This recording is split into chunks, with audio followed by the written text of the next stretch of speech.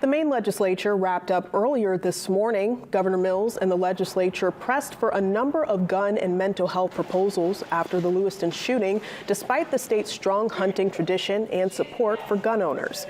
The bills that received approval included background checks on private gun sales, 72-hour waiting periods for gun purchases, and criminalizing gun sales to prohibited people. The final vote on the governor's proposal came early this morning. The supplemental budget was also passed by the legislature. Mills says she, quote, looks forward to signing this budget into law, unquote. The bill makes balanced investments in child care, child protection, nursing homes, housing, and public safety. In addition, Governor Mills is directing $60 million to coastal and inland communities affected by the December and January storms. $50 million of the funding will be distributed by grants by Maine DOT through the Maine Infrastructure Adaptation Fund.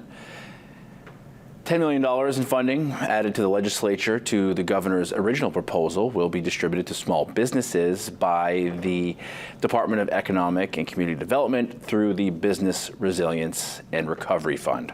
Public applications for grant funding will be available soon.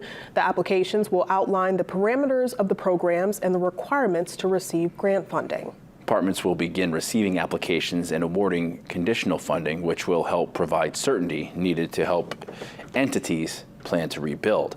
Funding will then be issued 90 days following the adjournment of the legislature.